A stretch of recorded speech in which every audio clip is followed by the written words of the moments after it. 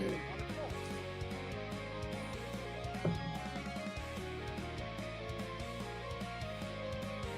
Are we live? I say my yes. Oh. Hey, everybody. Hello. Hi, welcome to the OtakuCast. I am your host, Angels Calamity. I have a little YouTube channel at youtube.com/angels_calamity. Let's see, I've recently uploaded a very interesting game called Trash Story, and that's what it is. It's a trash story. And stay tuned. This week I got another Among Us video coming up where everyone blamed me, and I was mostly an innocent bean. No, I And don't my believe you. co-host, I was a mostly innocent bean. I don't Anyway, believe it my at co-host, Directionally Challenged. Hey, I'm Directionally Challenged. I have a YouTube channel called Directionally Challenged. And this week I've been playing a closed beta of a game called Mars. It was actually sent to me by Subi Games themselves. They sent me the closed beta key, and I was like, heck yeah. Oh, that's super cool. So yeah. It's like a third-person online anime shooter where you get to like make your character and stuff like that. It's actually really awesome. It even has a zombie mode, which was cool. Ooh, that is super, super cool. I was trying to pull up the stream on my phone so I can keep up with the comments, but I was slow today. Anyway, I liked it a lot. We got a bunch of things to talk to you guys about today, talk with you guys about today, but our first is Otaku News. What's our first news story, you see? In news. Oh, there it is. So let's go with some good-ish news first, rather than some of the other news. Oh, you leave me the bad news. Thanks, appreciate it. You don't have to. I have to be the bearer of bad news. Yeah, you do. So there is going to be a Resident Evil movie reboot starting September. Which is, if you guys don't know the Resident Evil franchise, I'm sure a lot of people actually have seen it. It is not the most accurate representation of the Resident Evil movies or the games themselves. No. Sort of like the Silent Hill movie wasn't a good representation of Silent Hill. No, it wasn't. It was a good representation of Silent Hill, but not a good representation of the game Silent Hill. No. If that makes sense. But the Resident Evil movies aren't even a good representation of Resident Evil. No, it wasn't. But Constant Film's official website started releasing listing a release date. I know words for its first live-action reboot of Capcom's Resident Evil survival horror game franchise. Yeah, film's going to come out September 9th, 2021. It's supposed to be more faithful to the games set in Raccoon City in 1998, which I think is when the first game came out? Yes. Yeah. And that's when the story started of the first attack and all the things that happened and stuff. And let's see, if you actually look at the cast list, they are casting characters from the games. So I'm actually a little bit excited. Yeah, we've got Kaya Scaldalero from Maze Runner as Claire Redfield, Hannah John Kamen from Ant-Man and the Wasp as Jill Valentine, Robbie Amell from Upload as Chris Redfield. Never saw Upload. Tom Hopper from the Umbrella Academy, ironic, as Albert Wesker, double ironic. Avon Jogia. I'm not going to pronounce these names properly. I'm not even going to try. Zombieland Double Tap as Leon S. Kennedy, and Neil McDonough from Yellowstone as William Birkin. Leon Kennedy is my boy. I just like that a guy from the Umbrella Academy is playing Albert Wesker. That's kind of fitting. Yeah, you're right. And look, they're expected to start they've already expected to start production. It's already supposed to be in production. Who knows? Voldemort it's coming out in September. It's coming out in September. It better be in production already. True, but Voldemort delays all of the things, so we shall see. I actually do have decent hopes that this movie might not be too bad if they're, at least trying. And they said, quote, faithful ties to the games. So what does that mean? I don't know, but it means it's going to be top down. It's going to be filmed only top down. Oh no, with horrible controls, the characters just running into the walls now and then, that would be faithful. I would love to see a movie filmed top down. That'd be a very interesting film. And then the camera zooms for conversations, and like it did in the games, and then zooms back up. Yeah, whatever. For all the action, it's top down. For conversations, it's face to face. But anyway, I guess That would that leaves me to deal with our unpleasant news. Everyone What's knows useless? Jujutsu Kaisen. That's one of the animes we've been watching for Anime Club this time, Heck and yeah. it's a really good anime. But unfortunately, Jujutsu Kaisen's manga translator was arrested for possession and distribution of CP. Y'all know what that means. Yeah, We're not gonna go too far into it. Y'all know what it means. yeah, he But was arrested on Biohazard, December 7th. Go ahead. I was gonna say Biohazard said if they do a Metal Gear movie, all top down, that'd be great. Oh yes, yes, that We would gotta be. we gotta make we gotta make some jokes in here because this is a very serious subject. Yeah, Stefan Koza, the So Jujutsu Kaisen's translator, was arrested on December 7th for possession. possession and distribution. Uh, Yeah, and the 33-year-old Koza is being held without bond on 5 felony counts of possession and distribution of that. yeah. And Apparently, Koza went by Steady or Steady Studios. It was an English language translator for several Shonen Jump manga, including Ghost Reaper Girl, We Never Learn, and Tokyo Shinobi Squad. yeah, and wow, that's just crazy. But Yeah, it is. hopefully they find somebody better that can do that role better. But Yeah, hopefully so. yeah, that's awful. But anyway, what's our next news story? We're not going to linger on that one too much. So, Bushy Roads Road 59 multimedia franchise is getting a manga this spring. The official Twitter Ooh. account for Bushiroad's Road 59 franchise revealed on December 27th that the franchise is getting a manga titled Road 59 Shin Jidai Ninkyo Toku, or the Special Ward of the New Era of Chivalry. Yeah, look, That's a long title. yeah, it is, and it's a multimedia franchise, so it has a whole bunch of other things. It's like it's a Yakuza based story, and the story is actually really interesting. The franchise's tagline is a path which you cannot return. The title And Road 59 is a play on the Japanese word for Gokudo, the extreme path, which is a poetic term referring to the Yakuza way of life. which is super cool actually. A And path from which you you cannot return. you guys can check this link out in the description or look it up yourselves, but the story seems pretty cool. It's got some, like demigod type stuff going on. I would sit here and read the summary, but it's rather long. But I'm really hoping the manga does well and is adapted into an I got anime this. because oh, go ahead. The franchise's story is set in the near future, a few decades after the start of Japan's current Reiwa era, and is set in a new Mamade Island and special ward in Tokyo as the Tengai Ward. Here, 4 Yakuza organizations vie for the prestige and influence, which organizations lead figures bearing godlike powers as Jingi. Each of the organizations seek Yamatorochi no Kubi, the head of Orochi, whose blood, Bless when you. consumed, grants a Jigai the power to equal to gods, as well as a girl who bears the Orochi blood can break the seal on the ancient artifact.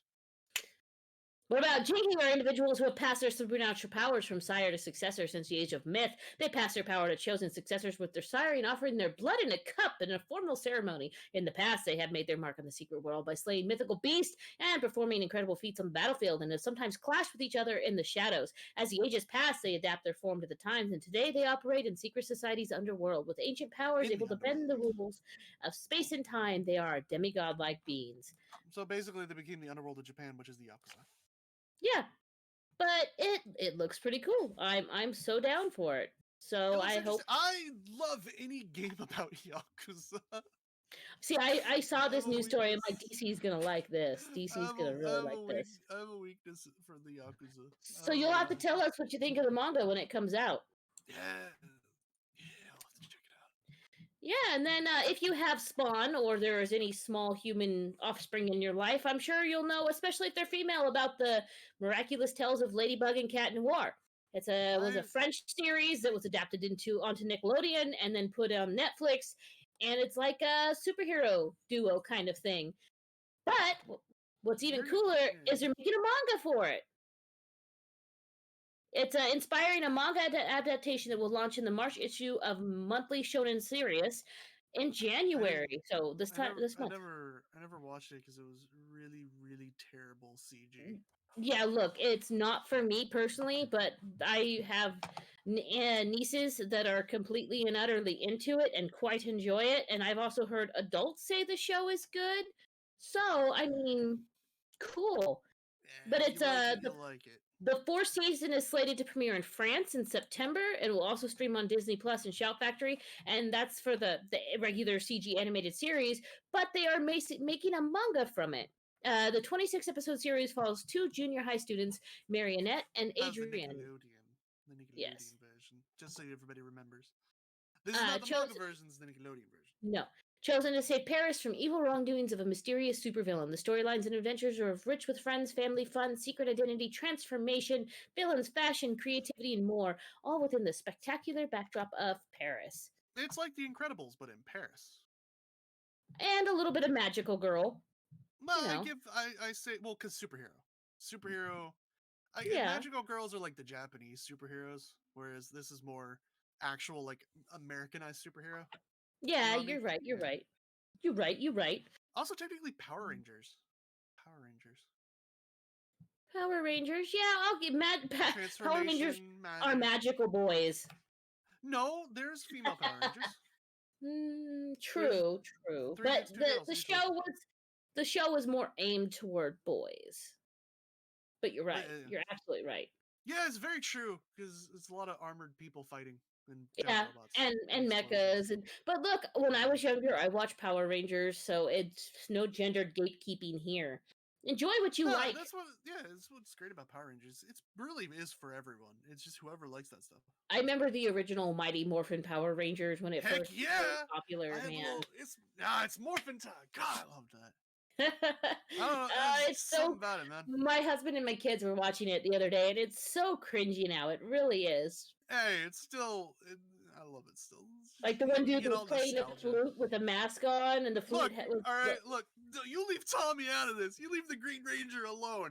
All right, you leave the Green Ranger and his Mecha Godzilla alone. Bio in chat says, "Go Power Rangers!" Don't do that. Don't do that. We might get DMCA'd. Oh. Go. Power Force Squad. There you go. Completely non-copyrightable. Now you sound like what I want to do, which is make a rip-off of Super Mario, but call it the Great Giuseppe Brothers. Okay, moving on. Our topic today. Yes, we're going to be talking about... Ladies and gents and honored individuals. We're going to be talking about best anime parents, which next season, I'm pretty sure we're going to do worst anime parents. Look forward to that next season, because I definitely have some parents that deserve to be on that list. Yeah, me too. We all know number one, though. Undisputably number one. So debatable. Really? Debatable. Really? Is it get the robot, Shinji, or is it yes, daughter, I will love you forever? Yeah, see, there's Edward, play.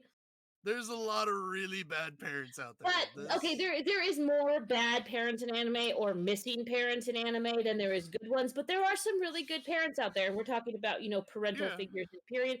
Now this was a hard one for me because most of the animes I've watched have at least a parental figure that I'm like, oh yes, you are the good, and you need. So what's interesting about this though is that I actually had a hard time really finding anime parents that had any sort of like major role in the anime or appearance, because like most parents are just sort of like they're there sometimes. Yeah, look, you're right, but there's a lot. There still is a good amount. Like I got some honorable mentions, but we'll get to those closer to the end. But do you have? Of course, you have honorable mentions.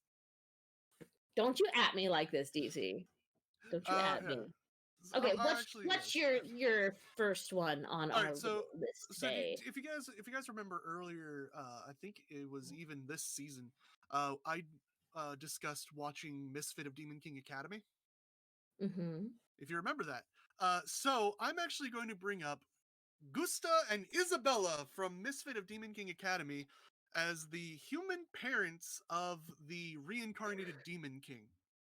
Now, if you're wondering, a little bit of information is they gave birth to the reincarnation of the Demon King, and he looked at his mom and dad, and he was just like, I guess I'm born human this time.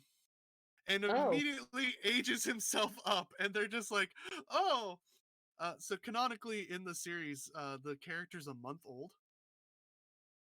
Okay. And the mom and dad just accept that he's super awesome at magic. and they are the most supportive parents in the world. He gets dropped off at the academy, and they're just like, good luck, you can do it, good luck, and they're just like cheering for him. And he brings a friend home, a female friend. He's not girlfriend, but a lady and a friend. Mm-hmm. And the mom's just like automatically like, oh, son, the little Casanova. And the dad's just like, that's Adorable. my boy. And Wholesome. oh my god, they make he really loves like this baked mushroom dish, and the mom like specially made it for him as a celebration that he got in. And she's just like talking about how much she loves her son and how awesome her husband is. And they're like, the whole family just loves each other. And like the even the Demon King is just like, they're a little eccentric, but they're good people. That's cute. That's cute. That's super cute. I I love them so much. And like the mom the mom is just like asking her like, so who asked who out first and who did this, and she's just So like their child is 1 month old, right? yeah, Because he yeah, aged himself he forward. Do they have any huh questions about like why he did that? Why was that a uh thing? Or no, they said he's a magical prodigy. So they call him a magical prodigy, and they're just proud of him. as And they like, he ages himself up to like 16, and they're just like, our son's so amazing, he's so gifted. And right? that's just it. They're just proud. Like, they don't care. They're like, when he talked, he's like, so I'm this. They're like, our son can already talk, he's amazing. Sure. They just accept it, man. I love them so much. I They're like, aspire to have that much chill. So they're they're the most pure. And like, they're both like, when they're like, she's like, oh, my son's a little like, when she's like, who talked to who first? And she's like, oh, well, I guess he spoke to me first. And the mom's like, oh, that little Casanova, he's just like his father. And I'm just like, I love them so much. very uwu, very wholesome. I They're have so another wholesome. I have another wholesome mother for you. Now, she is a single mother, and unfortunately, she is such a mother that even in the series, she does not have a first name. She is only known as Mama Higurashi from Inuyasha series, and that's Kagome's mother. And Yeah, she's like, not really. look, but at the same time, look, let's look at what happens. Kagome goes to the past, gets drugged down a well, has to fight all these demons and everything, and Mama By Higurashi is just like, centipede. yeah, look, Mama Higurashi is just like, oh, you're back. Would you like some ramen for your friend? Also, a half demon just comes through and hangs out with her sometimes, and she's just like, yes, this is fine. This is good. It's Look, really. It isn't really talked about what happened to the dad, is it? no, they It's just. mentioned in one of the movies that he died in a car accident, Uh, but it well, it's wasn't like a exactly movie. movies, not but Canon, that's it. yeah. Yeah, yeah. Look, she's I don't. loving, she's supportive, she's understanding and kind. She accepts She's. Inuyasha. She's just like, oh, the first time she meets him, she just does the same thing that Kagome does with his ears. Oh, those are cute ears. They're so soft. And Yeah. she doesn't mind about Kagome's adventure. She doesn't mind that Kagome's missing school. Yeah, She's she's like just a kind of. perfect mother figure, but she's Yeah, also always there for Kagome. Like yeah, if she's Kagome's just. having a hard time, she's a very generic good mother figure. That's why she's Yeah, at the it's. bottom here. Yeah, because she's not really like. She's not really in the series much. Like, No. especially if you read the manga, you kind of forget she exists. See, I didn't read the manga. I'm still Yeah, rewatching the anime because I never finished it. I got like 2 episodes away from finishing it, and I'm actually working yeah, through it. I'm getting there. yeah. The But manga like takes a and lot of it takes place while in the I past. will say there are better anime parents that I had looked up, I had either not seen the whole series yet, or Mm, it had been so long ago that I could not like preach on them effectively to boister them. So that's why Mama Higurashi has number 5 for today yeah, I for me. understand. I can understand that because she's not bad. Like, No, there's nothing anytime you about her that's see bad. her, yeah, She's just anytime kind you of see her, there. she's only doing something positive. She's She kind of is. there and like Like when doing Kagome's good. bike got destroyed by Inuyasha, she lets Kagome use her bike, and all that kind of stuff. I mean, she does mother Sota more so. I mean, She cares, Well, he's the you know, child. he He's is the the baby. he's And the what babe. she always He's the knows when babu. something's wrong, and she's mom. She is Yeah, mom. That is the whole they made reason. her a lot more prevalent in the anime. A lot more prevalent, and Chase in she's not chat that says, prevalent in the anime. well, she's got some episodes more with her and some without. Most without, let's be real. But Chase in chat says anime parents, wah, in the background and increases. Yes. Yes. Give another one for us, DC. I'm gonna go with another single mom here, which because I've noticed there's a lot more moms in anime than dads. Uh, Mm-hmm. I'm gonna go with Mama Majima from Ikebukuro Westgate Park. Tell us She about her. so she's the main character's mother, and let me tell you, the series is still kind of underground. It's really hard to find anybody with like a lot of pictures and stuff talking about this, especially if you go to Google. It's really hard. This is more of an underground series, but it's really good. It just had its last episode like a week or two ago for the season, and Mama Majima has a pretty prevalent role. She's the main character's mom. She's a single mom, and you find out throughout the series when she has to interact with another single mom who is raising a 3-year-old that she's like the mom was like having to work nights and having to raise the kid during the day, and she said that it's okay to give your child up temporarily, like to a state in order to get yourself set so that you can actually take care of the child the way that they deserve. And she said that when she first gave birth to her son, she had to give him up for like 2 years or 3 years so that Oh, she could get a stable job, work that job, get the money, and move into like a day job so that she could be with her son. And she said, you're not a bad mother if you do that because you're giving your child their best life by being able to be in a position where you can actually be there for your kid. sounds like a And good mom. she raises her son to like do the right thing. She's like, what have I told you? If someone is in trouble, you help them. And Mm-hmm. she runs a fruit stand, and she has her son run the fruit stand with her, and whenever there's trouble she tells him to go and help those people out. There was also an episode where they find out about a Chinese immigrant who is working at a company which helps people come to Japan and get jobs, and she ends up not being able to make enough money to send back to China to help out her dying father who's in the hospital.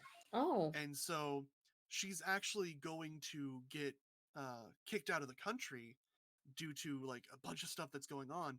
And Mama Majima decides, I'm going to adopt her so that she can stay in this country and she can get a better job and she can send that money back to help her father. oh, So she adopts this like 16, 17-year-old Chinese girl so that she can stay in Japan and work and get a better job and not have to work at a hostess club, and she can send that money to her to help her father in China to help his sickness because she's like that from a really rural Chinese that town. does sound like a pretty good mom.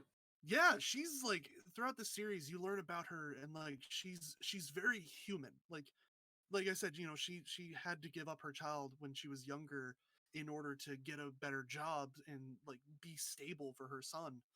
And like you just learn about these things, and the son's like, "You never told me about that." And she's like, "Well, I wasn't proud of that." Bio in chat says that is a good woman and a good mom. And I have to Yeah, agree, it does exactly. sound. What's her name one more time? I just call her Mama Majima because Mama Majima. I can't remember what her first name is. At I least she just has remember one, unlike Mama Higurashi. yeah, but she is like just watching the series, every time you see her, you're like, that is a great mom. She constantly apologizes for her son. She's like, my son can be a bit of an idiot, but he's good at heart. Yeah, Chase in chat says that's so pure. But that sounds super good and super Yes. cool. I have another one. It's everyone knows Naruto. Everyone should know Naruto by now. And minor, well, pretty big spoilers for the show if you've I not seen mean, it at this point with my if next you quote. if you haven't seen Now, it, too bad. I'm going to mention two honorable mentions right now because I agonized over which parents were the best in Naruto because you got a bunch. My pick was Minato and Kushina. Let me explain why. Okay, let me explain. Now, Shikamaru's parents were almost my pick because they have always been really I supportive. And when they I lost mean, Asuma Sensei, yeah. Shikamaru's dad was right there with that. Well, the only thing I have to say about Shikamaru's dad is that he's kind of. I don't think he deserves the title because he's not prevalent enough. If you Fair, know what I but the mean, like show's he's not trying to focus really on there. the kids more so than the I parents. I want to give an honorable mention to Asuma as greatest dad ever. Yeah, Asuma Sensei God, was he's dad. Yeah, he was. legitimately my third favorite character in Naruto. But yeah, he was a good character. And I then loved look, him and so much. Sakura's parents you really don't see in the main series. It's you see them in like No, a filler no, episode and then one of the movies. and they're And her parents are great. I don't like them. No, her parents are Her great. They're good, dad's really so supportive parents. They're a little bit derp. yeah. They're not the smartest, but they're No, not bad. You don't have to be smart to be a good parent. Let's be real.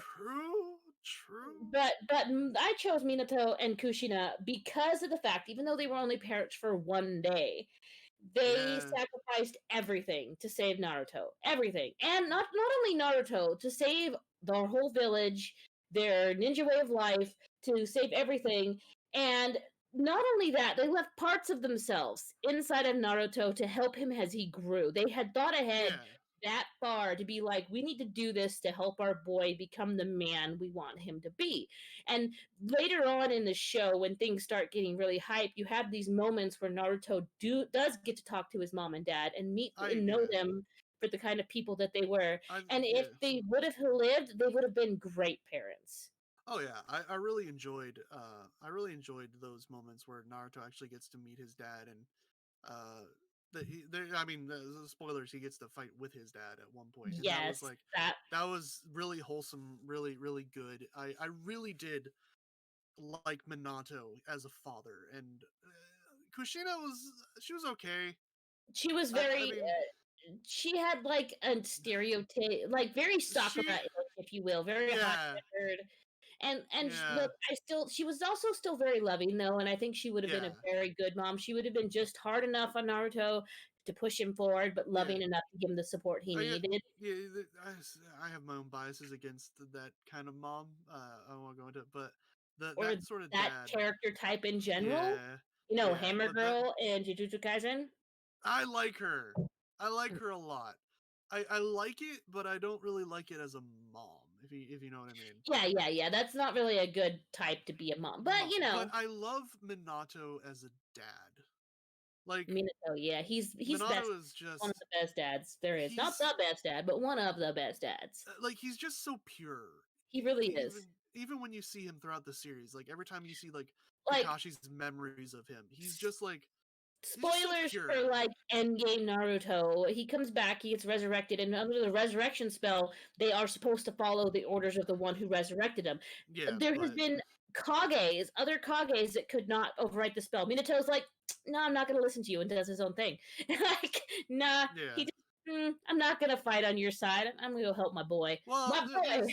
there's other things besides that, like the fact that it was spread too thin, Yeah. Look, I was too yeah.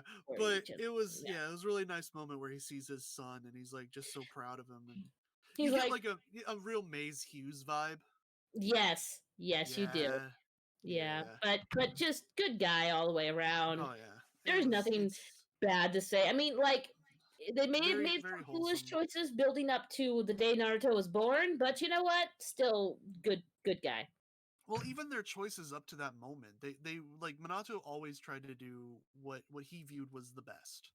Mhm. Like he avoided, even in a lot of like the war scenes, he tries to avoid killing as much as possible.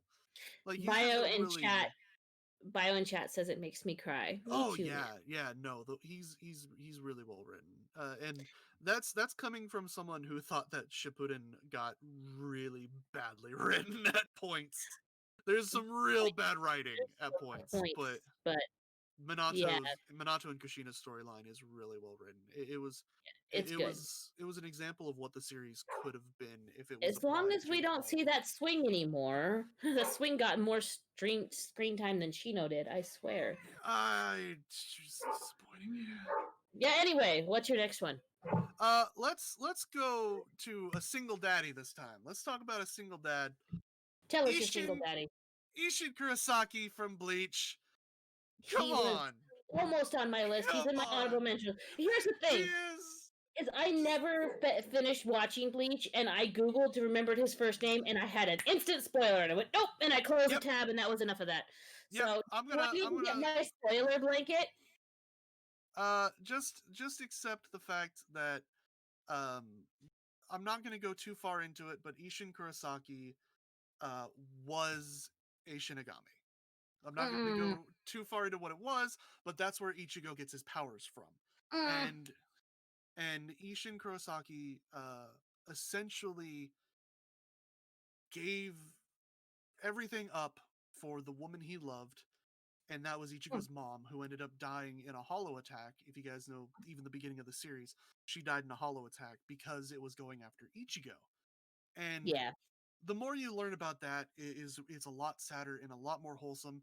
But Ishin is like, he wants to be the cool dad, and so he'd always been he's got trying to Ichigo raise. and his two daughters as well. Yes. Oh, and he loves his daughters. Like the picture you see there, he's just crying for Yuzu. It's just so sad. He's so happy. He's such a He's a good very guy. doting father, and almost to the actually not almost to the point where the children are just tired of his nonsense. They're like, "Could you not?" Yes, And he's but like, "Too bad, I'm your father. I can love you if I yeah, want to." he has a wall picture dedicated to his dead wife. Like he he loves his wife, he loves his kids. He constantly tries to like tackle and wrestle Ichigo, which you find out like the reason why he's doing that is he was trying to kind of train Ichigo and teach him like to fight for himself and to fight. Hmm. And And he he taught him wanted well. like what was the line that he gave to Ichigo, which was like live well, eat well, and when you die Don't long take no after me. BS. Don't Yeah, take no but BS. that was like what he told Ichigo: live well, eat well, and when you die long after I do. And that was his three like rules of life for His Ichigo to tenants. live by. Yeah, and I really like those tenets. That's like, yeah, he wants Ichigo to have a good life. He wants Ichigo to be healthy, and he wants him to live a long time. He doesn't want to see his son die, because no parent No does. parent. I have spawns of But my own, yeah, and like researching in some of these, just whoo, yeah, yeah, good parents, good parents. Bio says he's one of the greatest dads. I love him so much, and yes, the story behind is a lot more sad. Yeah, it really is. But one of my favorite things is Ichigo goes off to fight Grand Fisher, the hollow that killed his mom, and he leaves Kon inside his body. And Ishin reveals something to Kon at one point where he says, where he tells like Kon, he's like, Kon's like, how did you know I'm not Ichigo? And he's like, didn't you notice I never once called you Ichigo while you were in his body? Mm. I do remember that part because that's where it That like was like, first starts oh hinting, man, and that's early on in the yeah, series. It first starts that, hinting that oh man, his dad is more than yeah, yeah. legitimately, when that scene hit, I actually got chills from that because I was like, I went back, I reread the series, and I was like, he never calls him Ichigo, You love to ever. see it. You love to see it. Yeah, because you don't notice that. You don't notice that he Mm-mm. never calls him that until you like hear it and you go back and you're like, holy crap, he never calls him Ichigo. Like Yeah, you're Ichigo's right. dad also has one of the most BA scenes in all of mangadom, which I don't want to get into what he did explicitly. I'm just gonna state he uses the very first I think it's Hado, the attack spells. The very first attack spell to send someone flying through like 30 buildings, and he does so with his middle finger. He does flick. Amazing. And that was his, and then you're just standing there like, oh, what? Because that was when it revealed the whole, like, he's a Shinigami thing. And you're like, oh, dang. Well, well, Yeah, that was the well. most Hopefully, I amazing. forget all of that. Those spoilers you just Yeah, told but me. You know something? yeah, but I I have stopped reading another the manga. single Bio, parent. read the manga. Read the manga. It is the manga is really good. It unfortunately suffers from the shonen symptom, which is shonen editors stepping in and saying you need to end the series this way, or Mm, you need yeah, I learned about it. Like the reason why the manga just sort of ends is because Kubo kind of just got annoyed with the editors at Shonen Jump and was just like, that's sad. because they were just rushing him, and he's like, I want to end in my way. They're rushing him. He's like, all right, it's over, done. That's sad. That's Yeah, really sad. there's a reason why I respect him though. I respect him, and I respect the mangaka of Yu Yu Hakusho a lot Hmm. because they were the only ones that I know of that kind of had the guts to stand up to the editors. So I really respect that. But Huh. yeah, Ishin But Kurosaki, probably one of the best dads. Very, very much on the level of Maze Hughes to me. Biohazard in chat says, Maze Hughes is my standard.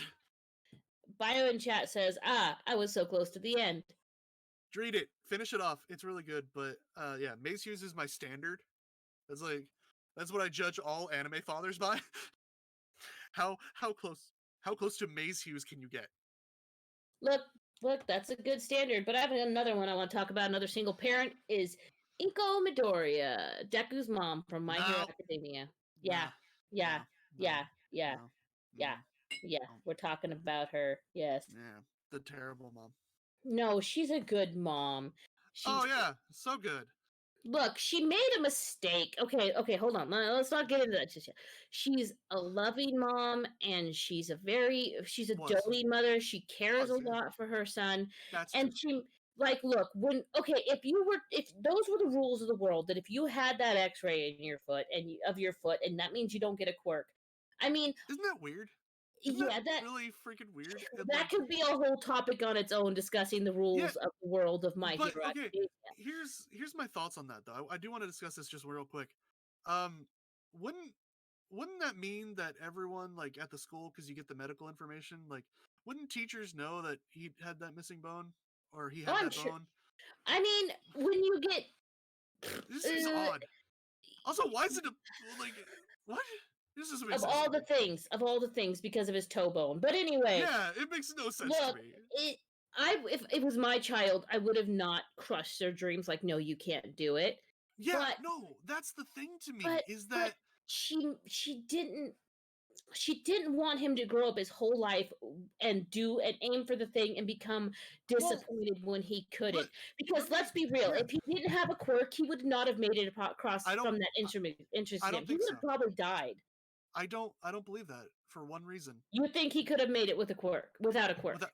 yes, I really do. And I the reason I think that is think about all of the technology that they've shown in this world that is used. Yes, but in the entrance exam, you were not allowed to have any support items. They wanted to see you and your quirk alone. Yes, which he could have succeeded at the because you get points for attacking but also get points for saving. Remember, you didn't just have to destroy monsters to get points. You could have saved lives. You're right, but I don't think he could have done it. Let's be real.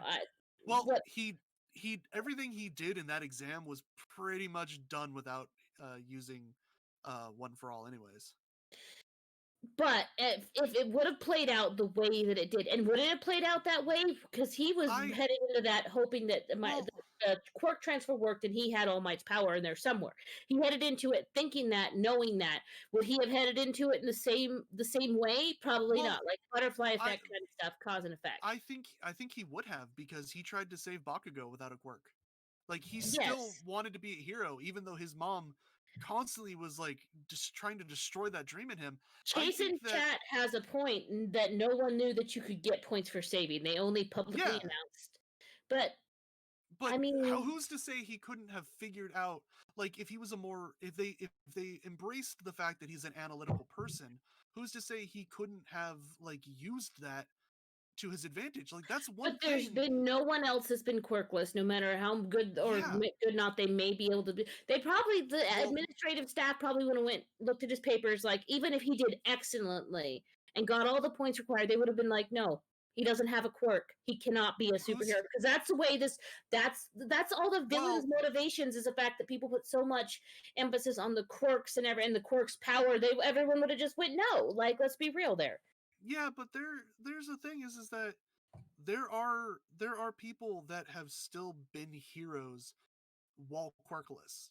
Um, which, if you guys don't know, there is a series that is associated with My Hero Academia called Vigilantes, and one of the main vigilante characters is quirkless.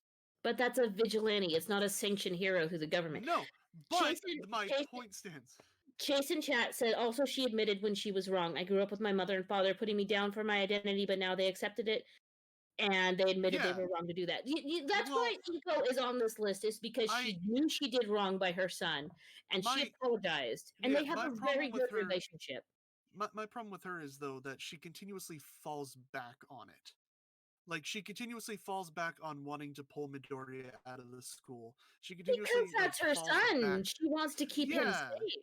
I understand that, Could you but imagine your child coming home with constant just well, injuries and nearly dying like every yeah, semester or every no, like I couple of said, days? I understand that. It's just, for me, I think that's what's harming Midoriya, because he doesn't really have that support and that belief in him. And so I think subconsciously, this is coming from someone who did get put down a lot as a kid, and subconsciously that stays with you. Like, even But if she's Midoriya, never put him down. She's been she honest and kind with him. She's like, she "Look, you she can't do has this, put him but you're down. still amazing. You're still a." She yeah, She's no, not put him down. She's not ever yes, tried to be yes. mean to him or It to. doesn't. It's not that she tried to be mean, but her words and her phrasing has an effect on people subconsciously. When you're told you can't be a hero, even though he wants to be one, he still, in the back of his mind, trust me, I know, in But the look, back of she his didn't mind, just he's say still you thinking can't that. be a hero, grow up kid, and walk out the door. She collapsed on the floor Yeah, with him and cried yeah, with him. She yeah, mourned with him because she wanted her yeah. son to be able to But do this. Chase said she didn't try to be mean, but yes, she did put him down, and But as I said, that's she cried with it. She mourned with yeah. him for his But lost dream. yes, but my point stands is that who's to say he couldn't have been a hero in his own right? Who's to Me. say why?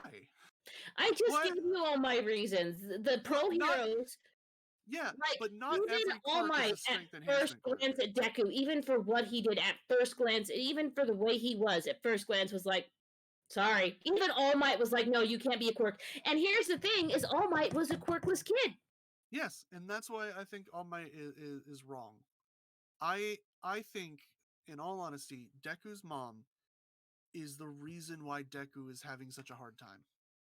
Because ever since he was a kid, he was always told that he couldn't achieve what he wanted to achieve because he was quirkless. And his mom didn't do anything but reinforce that. And she didn't think he could be a hero until he got that quirk. And even now, she keeps telling him that he needs to stop because it's too dangerous. And you got to think about this. As if you're Deku, that's always going to be in the back of your mind. That's what your mom has told you since you were a kid, and what everyone else has told you is in the back of your mind. And that subconscious affects you. And I really think that that's affecting Deku because he doesn't even have the support, the full support of his mom, who yes, she's concerned for him, but she's not supporting his choice. She's not stating that, look, if you're more careful, just I just want you to be careful and you can be a great hero. She's How are saying, you going to tell somebody no. to be careful while you're saving lives? Yeah, but Like, that's the thing, let's though, is be that she's not realistic, she's though. not supportive. She's really not. He's 15. But Let's she's be not realistic. yeah, but she's not supporting him at all. She's not giving him the I support think to state I you can be a hero. she's concerned for his well-being, and I do think that she's supporting him. She was so happy when he got accepted. Yeah, She was, you know, but Chase said saying I'm sorry you can't and crying is confusing. It sends mixed signals. Mourning just confuses a child like that. It really does. And that's you're why I don't think she deserves to be on the great parent list, because she's really hurting her kid by her actions. I know what your argument is. I know what you're saying, but you're not looking at what happens because of it. You're just looking at what her intent is. While she has good intent, is that intent hurting her son? Because just because you have, remember, the road to hell is paved with good intentions. Okay, let's take a step back here. Not just say Yeah. for ego. Let's say, okay, we I'm know talking about Uraraka's parents. Okay, we know, little cute yes. Uraraka. Her parents are they do construction, and she's driving to become a pro hero so she can get So she licensed so can she send the can help money. her And parents. what I Yes, love about her parents is they constantly tell her, stop doing that. Don't worry about us. We are good. yes, but You let's worry say about for a yourself. minute, let's pretend for a minute that Uraraka inherited All for One and broke and destroyed her body every time and came inches to death. Her parents would also say, "No, you're done. You need to stop." Every other parent in this world, if confronted with what Inko has to deal with, would do the same thing in that situation. Yes, Inko made mistakes when raising him, but she's Yeah, doing her best now, and she's concerned for his well-being. yeah, like Bakugo's mother even would probably slap him on the back of the head and go, "No, you're done. I'm tired of you almost dying." Me as a parent would be like, "No, we need to go. You're going to go to a well, different school I because you're I think almost dying every time." we do get to see that, and I think it's different with her. But Chase says she's flawed. All of the parents are flawed. They're realistic, which I agree with. They're more realistic, but that doesn't make them good. No. Like if you look at Ishin never once questioned Ichigo and his decisions to run off. Ichigo supported his Like son even though he Kagome's didn't mom like as it. well. Yeah, Kagome's and mom as well. She doesn't question all the dangerous things, but I mean, should that's they? Yeah. Should well, they as but parents? okay, Yes. this is an argument of realistic versus what is more satisfying. Do you want it to be more realistic in a world where people literally can turn into were creatures, or do you want it to be more satisfying? Do you want the hero to be put down by the people around him, or do you want him to be supported? I understand everyone likes an underdog tale. Like we all like the underdog, We did but talk about that in the tropes yeah, episode. but should the underdog need support? Like he needs someone to support him, and I feel like the sad thing is that Midoriya kind of has to support himself Yeah, let's be real. All Might is because not always the greatest mentor. yeah, no, he's not even like everybody. Like I've seen a lot of fans Gran talk about. Torino does a whole lot better, and he's only there Yeah, for like a handful of episodes. I got so mad reading like I hate fans of Boku no Hero Academy. I'm sorry, but That's fair. I do because they're talking about, oh, Daddy Might, oh, All Might's so great, and da da da da da, and I'm like, what do you mean? He's a terrible mentor. He is horrible. He has taught him nothing. He does nothing for him, and All Might constantly talks about how like disappointed he is in himself. Like he's like, I can't do anything for him. Yeah, you're not wrong. Look, we Thank you, Chase. what? Thank you, Jace. Glad to see you in the chat. But I anyway, know Chase and Jace. This is really hard. yeah. Let's move on Let's move because on. Let's this move is on. a this is a We yeah could we can argue about this. We've already. this is much like the is Deku a good main character argument. We can talk about his mom Yes. because yeah, but I want to move on to a mother that I think is more fit for the role. For me personally, her name is Akemi from Zetman. Zetman. Zetman. This is a Never heard of weird. it. Okay, it is an amazing series. I love it a lot. I really really love the manga and I liked the anime a lot. The story is about a main character who I think is like a weird experiment. He starts off as a kid who has no parents and he's raised as an orphan by a homeless old man. And like he gets raised till he's about like 10 to 12 years old by this old man until the old man who I mean he's a homeless man and he's old so he dies in the homeless camp. Unfortunately. Yes, and Unfortunate. so he as a kid he's forced to like live on the streets and like steal and stuff like that to survive, and eventually he meets a hostess by the name of Akemi, and she takes him in and gives him a bath, gives him food, gives him clothes, and eventually she becomes his mother. She adopts him Hmm. because when she was younger, she gave birth to a son, but lost custody of him, and so like she was a hostess, so you know the implications of that. And her son, the main character, gets into a scrap, and some bad things happen. And as you see, she has a scar across her face that was because the guy who did that to her wanted to destroy her beauty, which would prevent her from being a hostess. And so she loses her job and she makes do working as many jobs as she can. You know, her life goes downhill, but she still gives all of that to raise her new son. And she just works dead end job after dead end job. Eventually she gets him into school. You know, she's working her butt off to pay for his schooling and his food, and she constantly like forgets about herself. She doesn't buy herself these like, you know, nice new clothes, and she doesn't worry about her appearance. Like I think she had a chance to get like she could have gotten plastic surgery to fix her face, but that would have required money that would have gone to him, and so Mm. she gave it up to raise him instead. So She she sounds accepts like a her, good mom. like she doesn't use makeup to cover it up or anything. She just accepts it, that this was the sacrifice she made to raise this child. And throughout the series she's just so good to the main character, and she gives so much for him. And I'm not spoiling a lot of it because I know a lot of people probably don't know about Zetman. um but the main character can transform into like this like demon form. You'd probably really like it. It is a really cool anime. It I does really sound pretty like. cool. Yeah, but she's just like, God, I just reading the manga and watching the anime, you look at her and what she goes through and what she gives up. Like she never stops supporting her son. That's her whole thing. Throughout the whole thing, she just keeps supporting him. And that's what I want in like the best anime parent is the person that's always there, that's gonna keep supporting them no matter what. Like, is she concerned when he comes home beat up? Yes, but does she still want like him to continue if he believes that he's doing the right thing? Yes, that's what her concern is. Is that you know, I want him to be protected and safe, but I don't want him to give up. You know what I Yeah, mean? that she sounds like a good mom. She does. And forget scars are really cool. Scars are cool. That she looks. I think she's very pretty with or without the scar. Yeah. I mean, yeah, she's very beautiful, and even the scar doesn't detract from that for me. No, it But doesn't. hi, And I'm hi, sure a lot Chase, of people could see that. love you too. Yes, we love you. We love all of our viewers and Yeah, listeners. We love all of you. Thank you for being here. Thanks for being awesome.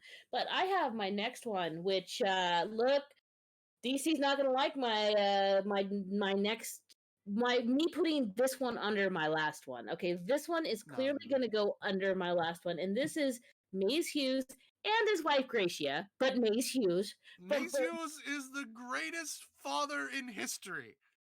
no, look, from Full Metal Alchemist and Full Metal You, Alchemist Brotherhood.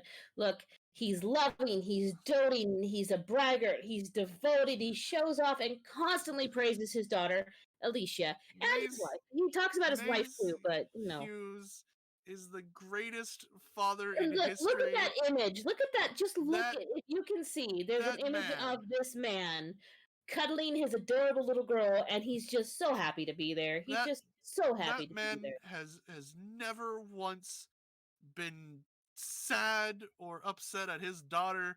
Everything his daughter does is the greatest thing in the world. Everything his The wife other does is day, the she greatest said this thing in the thing and world. did this thing. Guys, let me show you these pictures. And He just has hundreds of pictures every day. and his Every wife is the day. most beautiful woman on the planet, and he'll take no contention for that. You cannot argue with him that his wife is his wife is the most beautiful and his daughter is the most wonderful, pure, angelic being in I will history. agree with you, Brian, that he is the greatest father ever. The greatest father. Greatest parent? I will I will argue that all parents will be held to the standard of Maze Hughes, which is the only reason that Maze Hughes is not number one on my list is because you already have Maze Hughes and I didn't want to double up. But Maze Hughes is the greatest anime parent ever. Look, you know, as you could tell, I may or may not be a fan of Full Metal Alchemist. I may or may not be a fan of the show. I may or may not be a fan of the series. He may or may not be my favorite character in all of anime dub May- ever. But I would also argue that Maze Hughes is the best surrogate father that Edward Elric ever had. he was Roy Mustang was definitely they would have been a great like father couple. Let's be Roy Mustang would not be a great father. but the two of Really, them together could have Maze No, Mace I'm not Hughes doing any fan fictions now. Mace Hughes took such good care of Edward. Like He he did. he really cared for Edward and Alphonse, He and really did. almost as much as he cared for his own daughter. Yeah, yeah, it was wholesome, and also we could sit here and talk about the dude all day, but that's all there is. There is nothing bad to say about Mace Hughes. What? Period. Yeah, everything he did for Edward, everything he did for his And see, family, everything he unlike did for his country. and as far as character writing goes, and I'm sure DC can agree with me on this one, we do debate a lot about way characters are written, but as far as character roles go, he was written so much better than Mama Higurashi. Mama Higurashi's she's a mom. If you was to carbon copy 150 perfect moms, that would be Mama Higurashi. But Yeah, there's no one like Mace Hughes. no, Just Mace no Hughes, one. he's unique, he's chock full of personality, he's funny, and he's just a perfect dude. Like, could you I've imagine if we look, I've saw Mace Hughes and Alicia when she was like a teenager? She'd be like, Dad, all the time. stop. I have never seen a single person My Dad's so anywhere. embarrassing. Yeah, but I've never seen a single person anywhere ever say anything bad about Mace Hughes. Nope. Nope. Even He's people that didn't like Full Metal Alchemist were like, "Yeah, Mace Hughes is a good guy." Full Metal And it's like, Alchemist is a solid anime though. Check it yeah, out if you haven't seen it. Brotherhood, preferably. yeah, Brotherhood because it's more close to the manga. But no one has a bad thing to say about Maze. No one, even people that don't like anime, would see Maze and go, "That's a good. That guy is a good And guy." like it's awful because everybody knows what happens to him. Biohazard Everybody. says he's loyal. He's perfect. Yes, agreed. He's the perfect father. Like, Chase says, "Here we go. I'll say it. Don't do it." Ah, he did. Chase in chat said Mace Hughes is not perfect. No, not he's a not perfect 100% man, perfect, but a perfect but father. he's very good man. What I like about Maze is that d- despite how he is, he even has made actions that he regrets. But he did so because it was his job. And that's what I love about Maze. While you can say he is not perfect, the way he is written makes him a perfect character. He has a darkness that he deals with, but he doesn't bring that to his family. When he is with his family, that is when he can put everything behind him. And Gracia he and Alicia are his goddesses, and he makes that known. yes. And that's what I think makes him such a great character And like is a man of the that military usually darkness. devotes their life to their job. He's a man of the military, Yeah, he's a state alchemist, and but no, he he devotes devotes his life to his family. his family. But anyway, we as Yeah, I said, we could just move on from Mace Hughes because he's amazing yeah. and go to the next one. Chase says overly loving and overly Overly smothering will have smooth. a very big impact on children too. Bam, mic drop. Look, you're right. You're That's why it's absolutely balanced right. out with the fact that he's a state alchemist and gone for so long. I And think. he's not No, there to parent. yeah, Moving, yeah. move So on, that's move why on, he move works. on, move on. So I'm gonna give Yeah, my Bio number said one. it. Bio said it. Yeah, I'm gonna give my number one. Give This your is my number one. number one Give from your number me. one. Belle Marie from One Piece. I don't know. Tell me about Bill Murray from One Piece. So you find out about Belle Marie from Nami's storyline. Belle Marie is Nami's adoptive mother. Mm-hmm. Um, when Belle Marie was younger, she was in the Marines. She joined the world the world government as one of the Marines. She was, I think it was a captain, and she was on an island, and they were fighting against pirates, and all of her unit died. Most of the village was destroyed. And Belle Marie was laying there bleeding out, dying, when a little girl, Najiko, came up to her, and she had found a baby. And Belle Marie took these two kids, got on a boat, went back to her hometown, and had like the people. She was like, "I need you to take care of these kids. You have to take care of these kids. Get me doctors for these kids." And that's all she cared about, was taking care of these two kids who were not related. The girl didn't know who the baby was. She just found the baby, and she wanted to protect this baby. And she went to the Marine because she's like, that's the person who saves people. So I don't Belle know. Marie, Bio in chat yeah, says she is amazing. yes, she gave up her position in order to adopt and raise these two girls, which everyone questioned her because she was the troublemaker. She was the tomboy. She wasn't feminine or motherly at all. Like she went off to be to fight in a war rather than like stay home and raise a family. She was like, I'm gonna go shoot people and be a bamf. And Yes. so she adopts these two girls. She raises these two girls. She runs an tangerine orange farm orchard. That's what she does. Okay. She she sells them to try and make money, and she doesn't make a lot of money, but she puts all of the money she makes into her girls. And like Nami gets upset because she has to wear all of her big sister's hand-me-downs. Like even though her mom like resews them and new patterns and adds things to them to make them more for her, and so Nami like runs away, uh, gets mad at her, and so Belle Marie like yells at her, and Nami's like, "You're not my real mom," and there's that moment, and so to make it up to Nami, Belle Marie decides that she's going to make Nami's favorite meal. She's gonna spend all the money she kind of has that she can on this meal for her to make it up to her, to give her something nice, because Nami's actually upset that if she wasn't around, then Belle Marie would have money for herself. Like she's upset that her mom gives too much up for her, which Mhm. that's Mhm. just really a loving mother-daughter relationship. Yeah, it caused strife, but the reason was because Nami was upset that her mom's not taking care of herself. And so Belle Marie spending all this to make a meal for Nami to make her happy, and that's when Arlong comes and takes over the village, and he makes a rule. It's 100,000 belly per adult and 50,000 belly per child tax. If you don't pay, you're out. You die. You're making Bio in chat cry again. Yes, Er, it's really sad.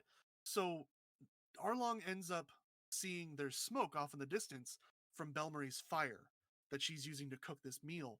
And it would have been fine because no one had found Nami and Najiko, and Belmarie was off and alone, so no one would have known about those three.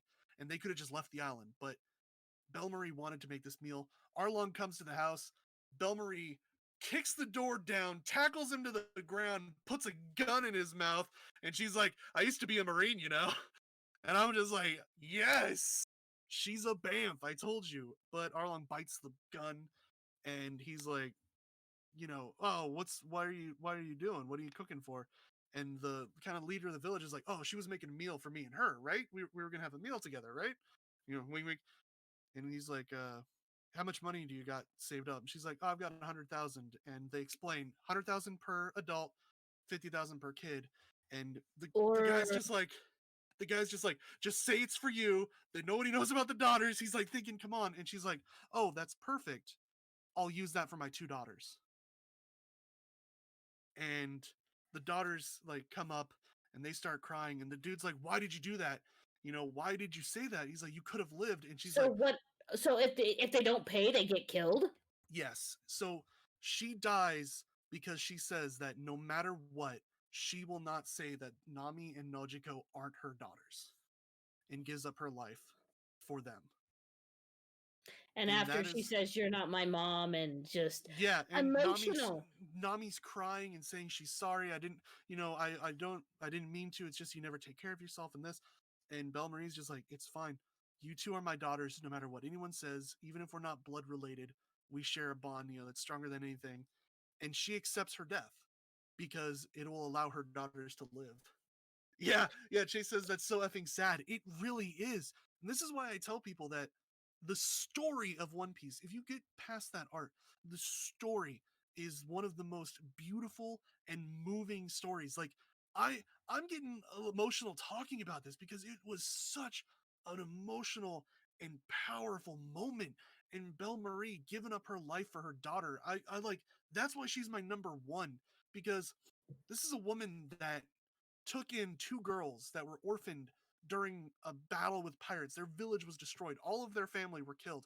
She took them in and she said, these are my daughters. Even if we are not related by blood, even if, we do not share that connection, we share something deeper because I have chosen to raise these two girls.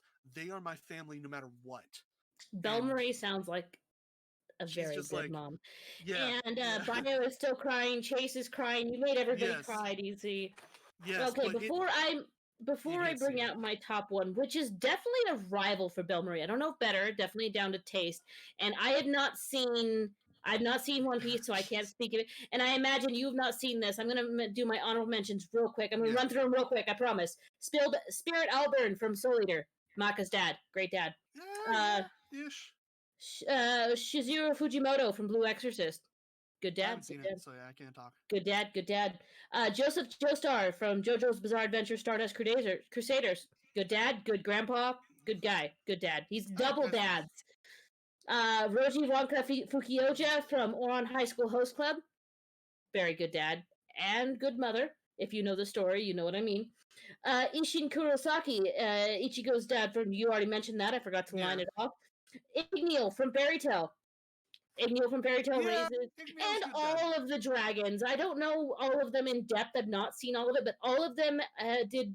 You know, they took these children in, they raised them. But yeah, I had not finished or did not have not seen those shows in a long time, long enough to actually That go, yes, this is dope. Fairy Tale has worst mom, worst dad, and worst mom energy. Who? Spoilers, so I can't tell you that. Okay, appreciate that. And yeah. Anyway, my first pick is from the movie Wolf Children, which y'all could have seen if you picked it for the wild card pick. It's Hana from Wolf Children. Now, I'll give you a very brief recap. College student meets other college student who's not actually a student. He was in the lecture just because he wanted to learn the thing. They fall in love, and then he's like, "No, look, you can't fall in love with me." And he's a werewolf. Well, werewolves in that world are stories and myth. They don't eat people. They're just trying to live. They have children together, and driven by instinct, he goes out as soon as their second baby is born because it was a very sickly baby, and he went to go hunt something for his newborn and his mate to eat, and he was killed. She goes Oh out looking for god. him the next day, and she sees him as a wolf dead in the canal. So she is left to raise two half werewolf, half human children, and she's like 17 with two babies. She has no idea how to do it. She has no idea I thought what she she's was a in for. college student. She can't take them to a hospital. And because there's actually a scene in the movie where she's standing there. Her brand new baby Hi, is Atomic. sick. Hi, guys. Yeah, Atomic says love wolf children. Um, she's sitting there, and a veterinary's office is right here, and the hospital is right here. Now the babies look like human babies right now, but the moment they get upset, they become werewolves. And she's like, I can't reveal their secrets, so she has to raise these babies by herself. There's a point where she's working and she's taking care of these babies and she's doing the best she can. They're growing up and they're doing okay. And then the neighbor starts complaining because they're howling at night, and the tenants are like, you can't have pets. And she's like, I don't have pets. She doesn't. It's her children. And Yeah. eventually she has to leave the city because the CPS is calling. They're like, we've heard complaints that you're not taking care of your children. Have they ever seen a doctor? Or are you getting ready to send them to school? So she moves out to the country. She leaves everything she knows behind. And like their father left them some money to survive on, but it's not much. They move out to the country. She rebuilds this old house out of nothing for her babies. And she's trying to teach them Yeah. the best This she does not. can. She gets all these books on how wolves, because they both run on instinct and human emotion.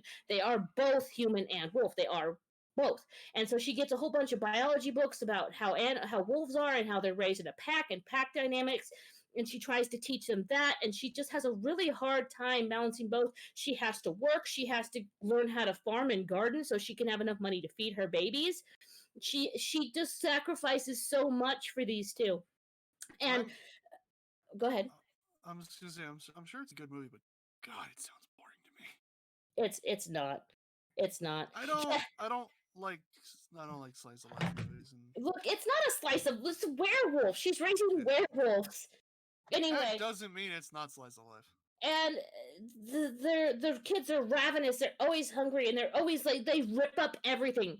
They destroy everything constantly, and she also has to keep them, safe from the public eye, and try to teach them. Look, you got to keep your ears. She goes, your ears are out, so stop being a freaking wolf, child. You're being a wolf right now. And as they get older, the older girl wants to go to school, and then she has to teach her how to like not to become a werewolf at school. Like, don't shift, don't change at school. And then the little girl does all right, and then the younger boy starts going to school. Girl starts flourishing, starts doing really well. Boy's like, no, this isn't for me. As he gets older, spoilers for the movie, by the way, guys. Um, the boy starts disappearing in the woods for hours and hours and hours at a time, and she also makes sure she gets, like, Hana is just, she's working all the time. She gets no time to herself. She falls asleep at the kitchen table where her kids are eating dinner. She's gardening. She gets a job as a wildlife conservationist. She begs for it and fights for it. And then she also, there's a scene that's like, they see a wolf at this wildlife sanctuary, and she's sitting there, and her and the son are looking at this wolf, and she kneels down, she looks around, no one's around her. She goes, please, Mr. Wolf, my boy's a wolf children, his dad's a wolf, and he's gone. I have no idea how to teach him to be a good wolf. Can you tell him how to be a good wolf? How do I teach him? How do I show him? And you find out that the wolf actually was a pet. He was never raised in the wild, and that's why the wolf, like, gets up and looks at them sadly and walks away. And you find out later, she's doing everything she can, and eventually she finds out that her son is seeing this old fox out in the woods behind their house, out in the forest, and he calls him Sensei. And she begs her son to take him Angel, to her. Angel, we can't do a recap of the whole movie. I know. I'm just saying. Okay, we gotta really pull that back. She's okay. No, but she goes to the fox, and she, like, takes a fox, a wild fox, and she takes him an offering that's like, thank you for helping my son. And she's just, overall, she's such a good mom. And at the end of the movie, she has to say goodbye, and it makes me cry. And she's like, she goes out in this massive storm and almost gets killed like 3 times trying to save her kids. Like, there is nothing that this mom wouldn't do for her babies. That's why Hana is best anime parent. I mean, well, rival your, what was her name from One Piece? Belle Marie. Okay, Belle Marie and Hana are best anime parents. Maze Hughes is or anime moms at least. Maze Hughes is best anime dad. I'm good with that. But you know what else, Angels? Surprisingly, this topic leads into Anime Club. If you don't know Anime Club, that's when we get together. We watch. Let me say it. What's Anime Club? Doesn't matter. We watch anime movies and episodes. We're watching Death Parade and Jujutsu Kaisen. We also watched Pokemon the movie I Choose You this week. And I do believe we have one last movie for the season. Which is next week. It's a movie I'm sure everyone knows and loves. It's Howl's Moving Castle. It is. I love Howl's Moving Castle. I love it. Man, I don't need to watch that movie. I hate fish. I've seen that movie so many times. I'm gonna watch it again because it is fantastic. It is. It is great. It is great. I love it. It is great that we talked about anime parents this week, which is, I gotta state, I say this a few times because we pick our topics well in advance before we've ever seen any of the episodes. Just so you guys know, a little BTS, a little behind the scenes. We don't know what the content of the episodes is before we pick our topics, and this somehow worked well. It did, because in this week's episode of Death Parade, we get to see Chiyuki's mother. We do. And we do. She's danged supportive. She's a great mom. She is. Can we see? I talked a lot, so we're gonna have to run through the episodes rather quickly. We're gonna go over a little bit today. It's fine. But the good news is that Death Parade, not a whole lot to talk about. I mean, we have Genti and the fangirl, and he's got, like, Haruta. If you guys remember, he was a cross heart attack guy, and it's just an empty shell. And the soul hasn't come back, and so they need to put a soul into the body. And here's one thing that I wanna talk about here. He said that his soul it went to the void, but the void. What we were told is that souls are destroyed there. That they go there and they're destroyed. But what you actually find out is that essentially in the void, your soul is falling forever. And you're reflecting stuck on your horrible life choices. So you're forced to forever reconcile with all of the bad things you've done. which is like basically living with anxiety and depression.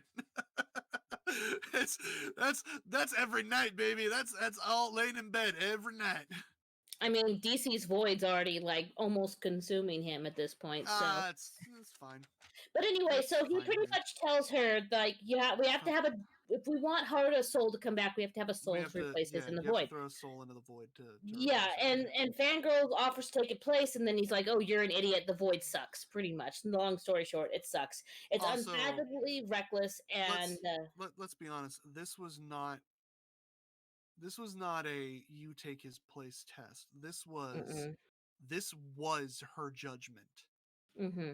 He finally judges her in because she gets a choice. I want to talk about this whole interaction because it's throughout the episode, but I want to get this whole interaction dealt with first Okay. because essentially Ginty says you can throw this man's soul into the void, and she's like, "Well, who is he?" He's like, "Doesn't matter.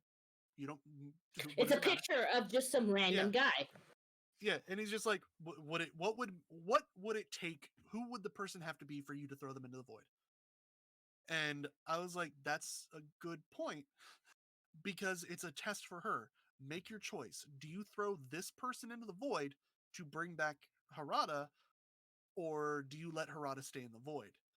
That's your And choice." mm-hmm. And And pretty much, so, if you just want to recap that whole interaction, like pretty much yeah, she she chooses herself.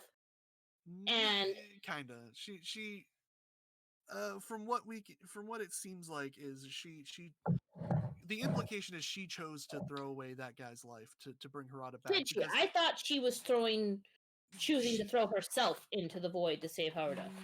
no, because they go into the elevator and she's like, Harada will wake up, right? The whole thing was that she wants to throw away everything to be with Harada.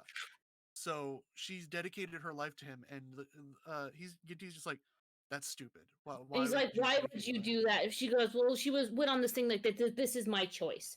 Some people It's my don't choice. choose, and It's this my is choice my if I want choice." to. I gotta kind of side with Ginty on that one. Like, you don't.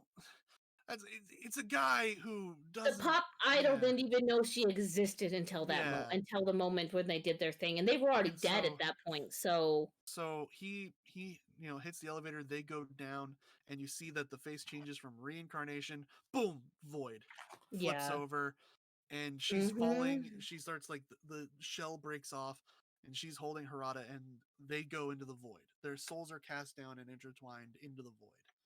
And Yeah, look, so, they had like this moment that was, I mean, they put a lot of emphasis on it, but I didn't feel that like an emotional response. Like that was the choice she made, you yeah, know? I was just like, wow, that was a terrible person. That was my response. Like, you're a terrible person. And then the Um, dolls, like the souls left the dolls and they were yeah, like holding holding, hands. yeah, And, and I was just like, there was no. like the whole slow motion thing in the elevator, but they both went to the void. That's, I have a yeah. I have to say though that was like what happened. They're not gonna be with each other in the void. So I mean, the um way the little animation looked is that their souls entangled together in yeah, but one. we And know we know. So bleh. here's the thing. So let's go back to what happens with Decim and Chiyuki.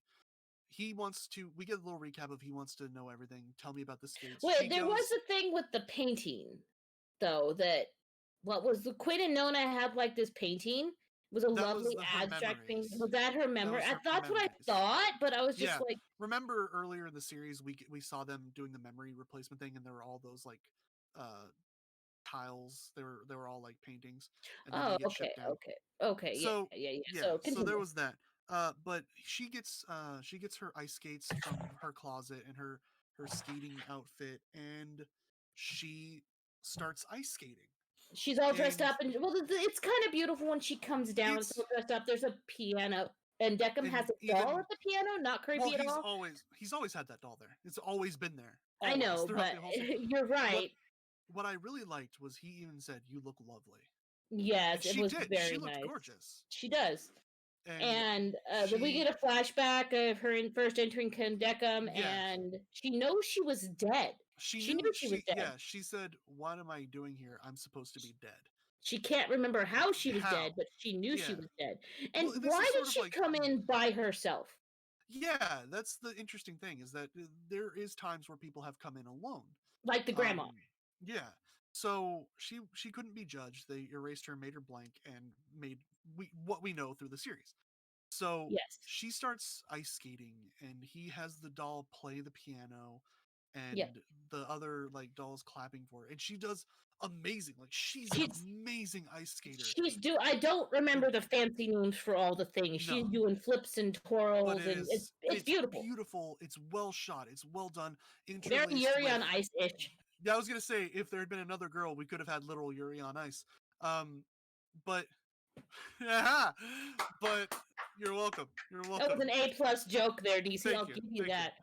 But she has these flashbacks. As a little kid, she loved Chavit, and that inspired her to ice skate. And then as a little girl, she starts ice skating, and then she wins like first place in her first competition.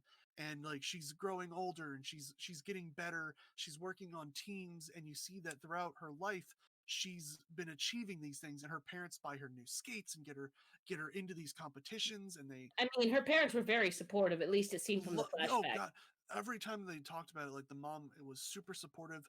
And we find out that throughout all of these friendships and everything she's made, she injures her knee.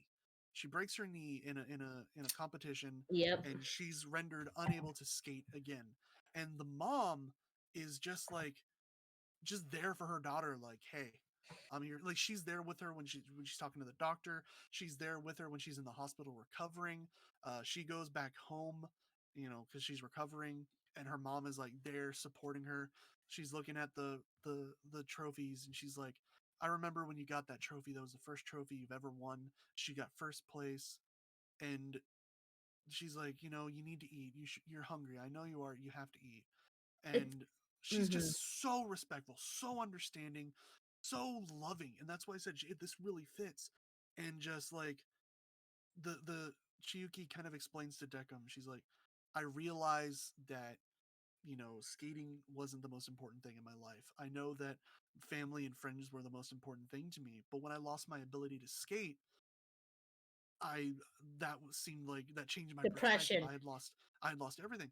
I understand where she was coming from, because so I have a herniated disc in my spine, and one day I woke up and I couldn't feel my legs, like, at all. And that was the day that I went to the doctor to find out what was wrong with me. And I understand where she's coming from, because I had days where I couldn't walk. I had so much pain. And so you lose sight of everything else when something like that happens, and you start to lose control of yourself, because that's the one thing you have, is the ability to control yourself. You can't control anything else in life, but you can walk, I can move my arms. I have that control. And so when she lost that ability, in her mind, she lost control, and she just spiraled from there, and she took her own life. And so I related to that a lot. And Decum kind of ends the episode with them having one last drink, Well, which, this is important because we didn't the mention the name of the episode. And I kind of did that on yeah. purpose. I kind of did that on purpose, because he makes her a drink called the Memento Mori. Unis Unis honest, honest. unis Yes, I wrote in my honest. notes. I wrote in my notes, Memento Mori, Unis honest. Yes. Anyway, But but look, she a little triggering, but she ends her life on her own terms. that's yeah. And That's why yeah, I know that's why that's you why skipped over it, but I yeah. and look, depression is a very serious disease. It's nothing to play Yes, around with, and we don't yeah, need to go too much into it. no, no, no, no. But the poor thing, I completely understand, Yeah, and it's very sad, but and that's yeah. And then the he Decum, makes her yeah, he he makes gives her her the the drink. Memento Mori. For those of you who don't know, the Memento Mori means remember that you die. Yeah, remember It that you is it die. is it is a reminder that it's basically a reminder to live Life is life to the finite. fullest.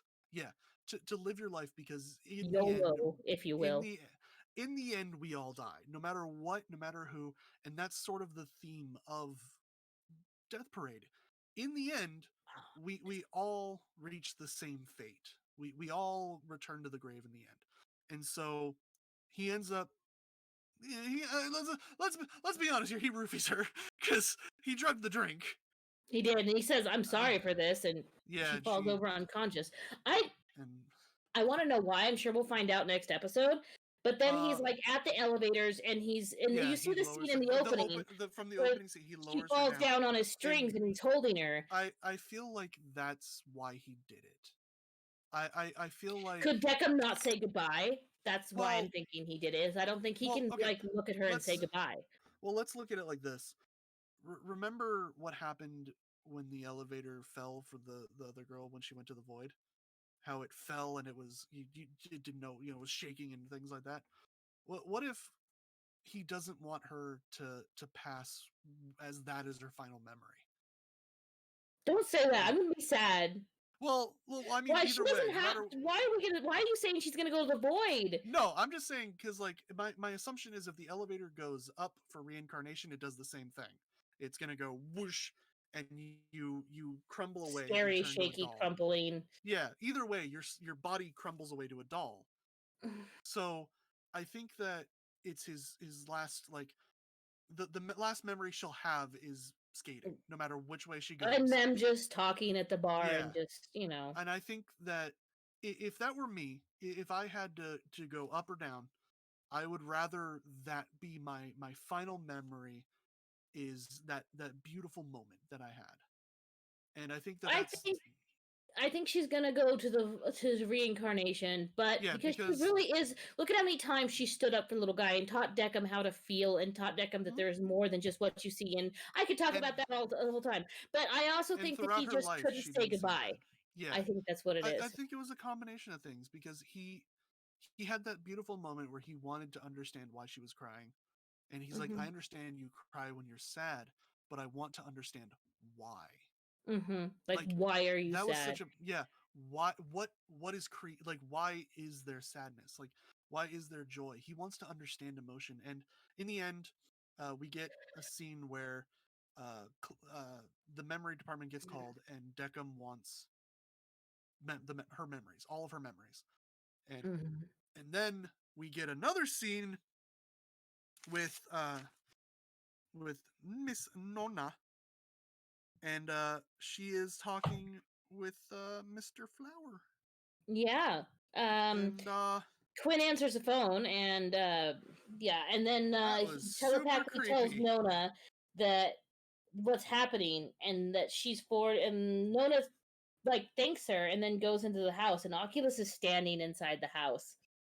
And he says, I hoped you've had fun. You've been bad. And then the beard flower, like, Well, she wasn't. They weren't in the house. She was leaving her little area. yeah, in her house, in her little house No, thing. no, in the big area thing, not in the house. She was in Well, like the. She was going to the tunnel, whatever, wherever they were the at. But exit, the the little exit of house, the the room. little beard thing was just Yeah, like, his little flower started. Yeah, it was weird. Next episode's uh, gonna be weird. yeah, yeah. Look, I'm looking forward to it. I want to see how this all plays out, and Yes. should be good. Then we're on to Now, Jujutsu Kaisen. speaking of great anime parents, Jujutsu Kaisen episode 11, Narrow Minded.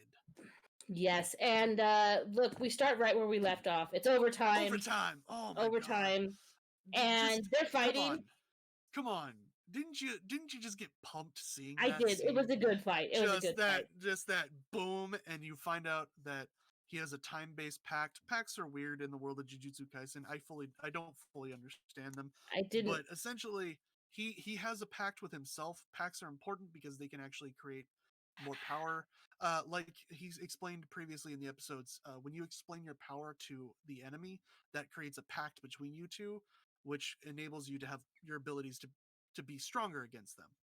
So I he has a guess. pact. Yeah, basically he limits his own spiritual energy while on the clock, and once he's off the clock, it unleashes his full power. Mm-hmm. And So he uses that power. He explains more of his power, which we already kind of understand what it yeah, is. But he uses that power because he's like, it works on inanimate objects too. And he blows up a wall. And then the rubble, he has the yeah, rubble come down. I love that because he's like, if we both survive this, we'll meet again. And he just like starts walking, and it's just, just like, dang. Just messes up Stitches, buries him in rubble. And apparently, Stitch's name is Mojito. Yes, mojito. Kind of remind me of the drink. Mojito? Yeah, very much. And then he's like, I'm going to retreat for now. And he just sits on the ground bleeding, looking shook. Oh, yeah. No, he was Bamf. Yeah, look. And then we have our opening. Then it's Yuji and Junpei. And they're sitting, they're kind of like, Yuji's arguing on the phone, like, trying to get a hold of Glasses Guy, can't find him, and he's like, God, I wonder what he's doing. And he just like cuts a little cartoon of the Glasses Guy with a net, trying to catch the spirit. Yeah, the suit guy, yeah. And it's Jujutsu Kaisen takes you from like that pumped up energy to just like giggling. It do like be like that. It throws you around, and you feel all the emotions. Like you just get thrown this way and that way. Every episode's a roller coaster of emotion. So anyway, Yuji asked Junpei, like, what'd you see just at the theater? Yeah, like, just flat out. Like, hey, did you have anything to do with that? And Junpei's like, no, I didn't see any cursed monsters, and I didn't do it. I've only just recently been able to see him clearly. Yeah, Yuji's just like, okay. That's it. I got nothing else for you. He's a pure cinnamon roll. He really is. And he's like, oh, can you do me a favor, though, and just wait for my boss? Because I am not really sure what else I'm doing he's here. Like, can I just sit here and wait with you? Because I don't know what else I'm supposed to do. And Junpei's just like, okay. And then they start talking about movies, and it's very cute, very wholesome. Yeah, it's building friendship, and they're talking about the movies. They're building this friendship because Junpei finally has someone to like talk to, and Yuji just doesn't care about anything else, and they're just talking. And then Yuji's like, well, we should go to the theater together and watch. Yeah, next time you go to the theaters, I haven't seen a movie in theaters in forever. He's like, next time you go, invite me. And Junpei's like, oh, okay. And he's like, oh yeah, you need my contact information. And Yuji's like, how do I give contact information again? Like he's just like this pure little cinnamon roll. Yeah, it's very cute. And Junpei's very shook. It's like he can't believe that Yuji wants to do things with him. Yeah. And then his mom shows up. Which she's a very attractive lady. She do be. And Junpei, as normal teenager, is very, teenagery towards her. We know. Well, he says, "I told you to stop smoking," and she's like, "Oh yeah, sorry." Which we know why, because his bullies all smoked, and we saw what they did to him. Yeah. So I understand where he's coming from. Yeah, and smoking's bad for you anyway. And can we just talk about Yuji's quote to her? That green onion doesn't suit you. And she's like, oh yeah, I'm trying to be a woman that doesn't suit green onions. It was like that's just such a weird, like even Junpei goes, what is this conversation? And then she invites Yuji for dinner, and Junpei's like, oh no, and Yuji's stomach just rumbles. Yeah, that was a very sweet, wholesome stomach noises. And then we see Kimono Dude. Ghetto. I call him Stitchhead, but it's confusing when you have Stitches and Stitchhead. Yeah, those are my two nicknames for him: Stitches and Stitchhead. Yeah, I got Kimono Dude Stitches. And he finds Rebel from the fight, and he comes, like wormy body comes snaking out, squirms out, and it like Chase and I were watching this together, and we were both like, "Ew!" Like I love it. Oh no, I've seen this hentai. Yeah, and he just like pops back into shape, and he's like, and he talks. Oh, that's a word that has to be edited. Editor, I said a word that has to be edited. I'm sorry. It's fine. It's fine. It just means pervert. Yeah, look, but still. So, yeah, he's just like, oh, I learned more about myself thanks to that sorcerer. I learned that I can be crushed as long as I maintain the shape of my soul. And and then that sort of fits with later on. His body as they're going. Yeah, he just fixes his body, and they're like, "What happened to the sorcerer?" And he's just like, "I don't know. Maybe he's crushed. Maybe he lived. I don't know. Who knows?" And then we see Suit Guy and Yuji's in the phone call, and they're Junpei's for dinner, and he's like, "Oh, Yuji, you need to be careful." And he's like, "Fine, it's fine. It's fine. Be careful." He's like, "It's fine. I'm at his house." He's like, come on." And I love the Suit Guy because he's just like, he's talking about how he's like, you gotta hurry up if you don't want to cry in front of others. Like, you gotta be a man that doesn't cry in front of others. And then our Glasses dude, our ratio guy, Yeah, Uh, Nanami. thank you, and calls him, and he's like, "Yeah, I'm injured and I need a ride." And he's Yeah. like, "Where's Yuji?" And he's like, Well, because he's like, "Oh, I'll pick up Yuji right away and we'll go." And he's like, "Yuji's not with you." Uh, uh, um, uh, bye. Yeah, shoot, yeah, bye. But yeah, And then Nanami, he has this little thing where he thinks about Stitches, and he's like, "He's a well, he's yeah, baby. yeah. He's a Basically, baby." he's the newly born curse Hmm. who doesn't fully understand himself. He's learning about himself, and he's like, we need to take him out before he fully understands what he is. Like he will become a problem. And it's like, yeah, Yeah, he affects souls. That's if the yeah, most dangerous. yeah, if he gets as strong as the other ones, it's gonna be like the other ones that Gojo encountered. It's gonna be even worse. So, God, Miss Gojo and then sometimes. we go to dinner again, and Yuji's making Junpei and his mom Yeah, laugh, and they're doing like Castaway references and Mama's stuff. drunk and laughing at the joke where he was talking about in school where Wilson, he's like, yeah, Wilson. well, the joke where he's like, don't touch it, it might be an alien life form, and I picked it up and it was just a noodle from lunch, and she's just like, and the son's just like, she's a terrible drunk, and she's like, do something with this, and Wilson, Wilson, and he picks the leak up, he's like, fire, fire. And Junpei Yuji, loses it at the Castaway reference, and the mom's just like, "Is that a movie?" I yeah, love the it mom. was I funny. love her. I love her so much, and it's. Oof. But And yeah, then we have a flashback where we see Junpei's mom being a good mom. Once another mom reference. he's like, I don't want to go to school anymore, and she's like, well, if you don't want to go to school, you know what? You don't have to go to school. Don't. School's It's an just aquarium to the ocean of yeah, life. yeah. It's just one aquarium in the ocean of life, and she's like, you don't want to go, that's fine. Find your own aquarium, and then she's just like. That was a pretty cool thing to say. Go me! Like, That was she's when I first read that and then I saw it, I was just like, man, I good love mom. you. She's You really cool. so wholesome. And then Yeah. Junpei asks about Yuji's mom, and he has never met his mom, and he But he has has faint memories of his dad. vague memories of his dad, but it was grandpa that was there, and I was just like, Yep. well, I want to know And more about his parents because and then apparently grandpa had something to say about him. Yuji gets a phone call from Suit Guy. He's like, "I'm coming to pick you up." He's like, "Nah, we're gonna watch a movie. Come back in 2 hours." Yeah, yeah, yeah, we're gonna watch a movie, and he's just like, And then Junpei is like, "Are you Jujutsu Sorcerer?" And he's like, "Yeah." Shh, yeah. shh. Have you And ever then he's killed like, anybody? And he's just like, "No." well, this is an important moment because he says that he doesn't want to kill people because that would invite killing as an option into his life, Mm-hmm. and that would make the meaning of life would become vague. Mm-hmm. And I really like that moment because that shows you the pure potato that is Yuji. That he Yeah. doesn't want to risk what life means, and Exactly. which again ties into the episode of Death Parade where we got the recap of life is not meaningless, there is purpose in it, and Yuji here stating that I don't want to make the meaning of life vague. Really Mm-hmm. nice, really good moment. And we get an unfortunate thing happens where Junpei's kind of like, yeah, you know what? I wouldn't want to make my mom sad. Good moment. And then Mama wakes up. She's like, oh, I passed out. What time is it? Oh, it's late. Oh, I gotta clean up.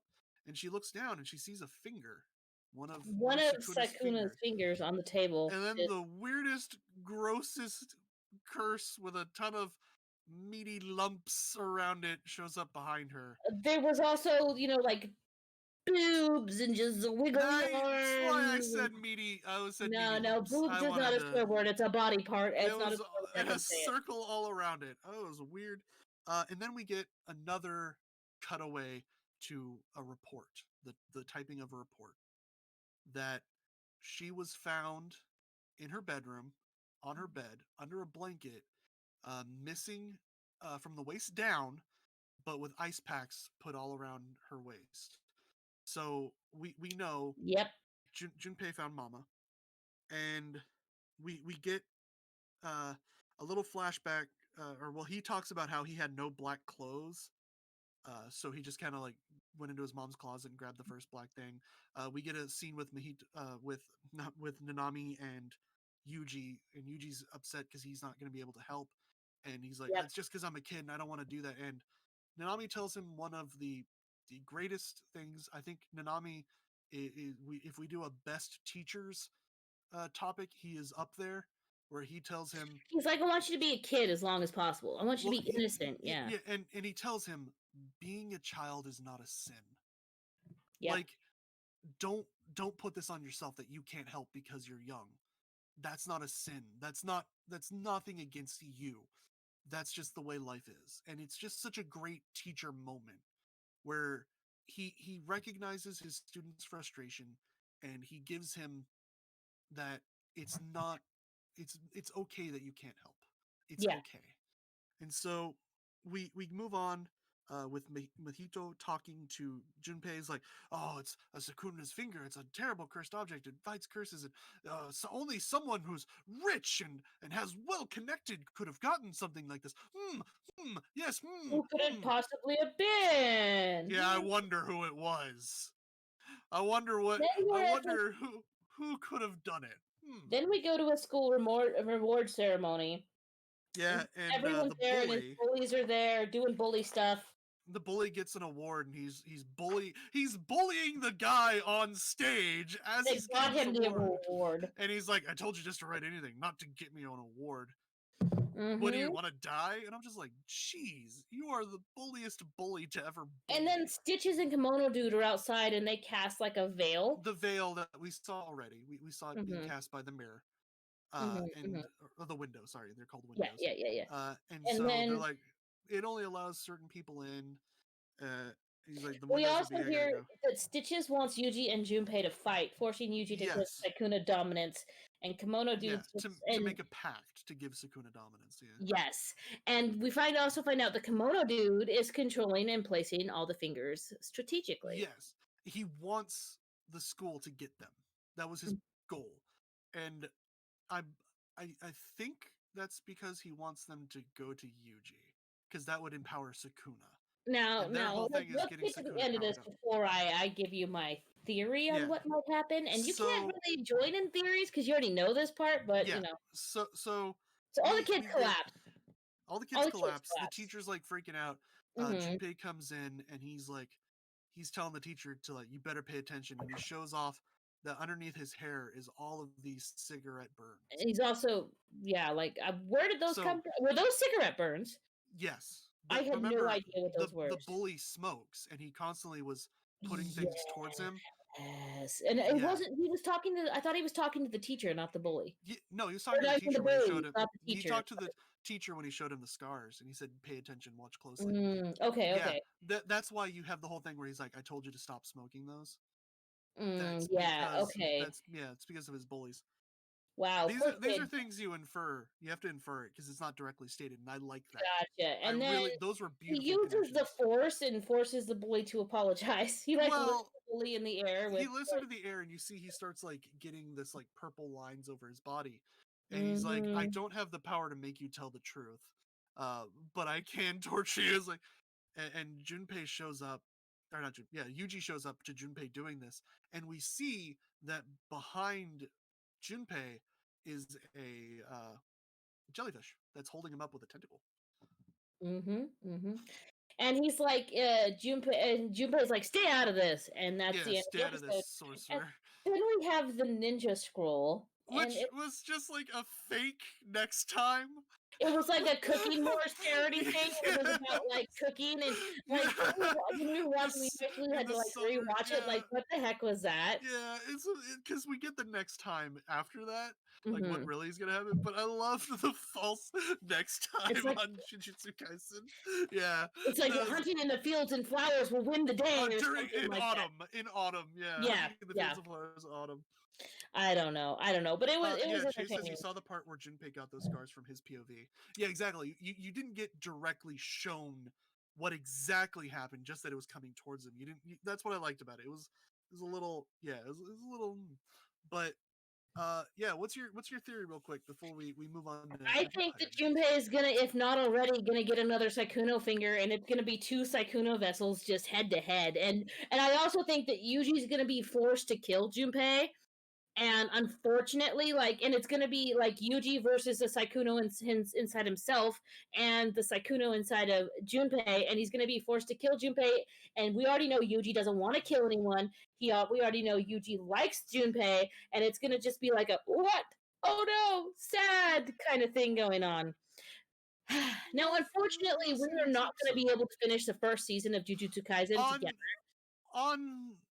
together on an anime club. But you can continue watching it on your own. I'm gonna finish it as well because we didn't realize it was a longer anime than it is. Yeah, and I thought it was gonna end somewhere that 12, 13 episodes, but it didn't not end gonna where be.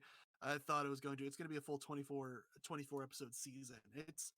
It's basically gonna cover like the first half of the manga in one season, which is pretty impressive.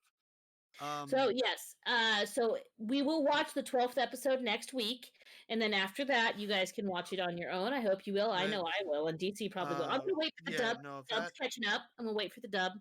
Don't at me. I have time.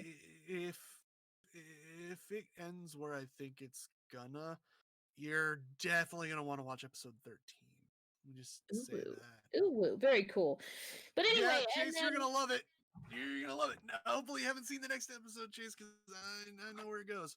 Well, look, if I have time, I'll continue watching it in sub because I have lots of things to do. Well, after next week, we take a 2-week break. So. Oh yeah, we do. Anyway, who knows what next season involves? No idea yet. We'll get there. But we normally talk about the Pokemon the movie, well, the movie we chose after the show for patrons only, and you can become a patron for as little as $1 a month. So if you want us, and we can we can do whatever we can in the after show. So if you guys are interested in watching that, there's links all over the place that you can be one of our patrons. And for Empire News this time, I'm actually going to thank our patrons. We have Chase as the Soul Reaper, Zach Cake as a Joanie, Melissa AXO as a Soul Reaper, and Adam S as a Soul Reaper. Thank you guys so much for supporting us. We appreciate it. And that's about going to wrap up our cast for this week.